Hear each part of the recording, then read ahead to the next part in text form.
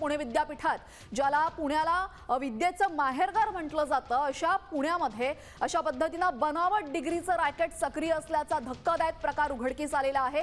Bogus degree चक्क पुणे विद्यापीठात, पुण्यातल्या अतिशय प्रसिद्ध असलेल्या सावित्रीबाई फुले विद्यापीठातनं मिळत होती आणि शिक्षण क्षेत्रामध्ये यामुळे एक मोठी खळबळ उडालेली आहे। पुणे विद्यापीठात बनावट डिग्री रॅकेट सक्रिय असल्याचं आपल्याला समजतंय। पुणे विद्यापीठातला संपूर्ण धक्कादायक खरा हा संपूर्ण प्रकार काय आपण समजून घेऊया। तक्रारदार नेमकं काय म्हणतायत?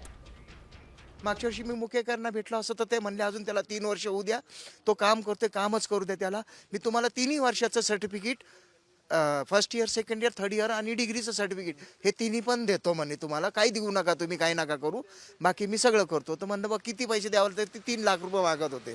म्हणलं मी एवढे पैसे देऊ शकत नाही बा। हा नाही करता करता 1.5 लाखामध्ये ठरलं। दिले असं ते त्यांनी मला फर्स्ट इयर सेकंड इयरच्या मार्कशीट पाठवले त्यांनी। नंतर मला 8-10 दिवसांनी त्यांचा फोन आला, तुमचं डिग्री सर्टिफिकेट तयार झालेले, पुढची अमाऊंट पाठवा।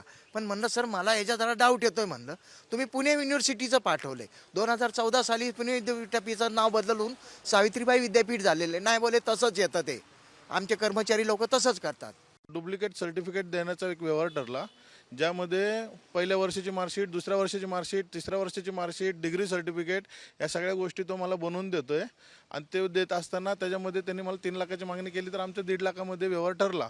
त्यामध्ये मी त्याला लगेच 50,000 रुपये ट्रान्सफर केले आणि अजून 20,000 नंतर 1-2-3 दिवसांनी त्याला ट्रान्सफर केले। अशा जर डायरेक्ट सर्टिफिकेट, पेपर फुटीचे तर रॅकेट ओपन होते, पण हे तर डायरेक्ट एक्झाम न देता, कुठल्या कॉलेजला ॲडमिशन न घेता डायरेक्ट सर्टिफिकेट मिळून देतं, आणि ते पण कवडी अमाऊंटमध्येच।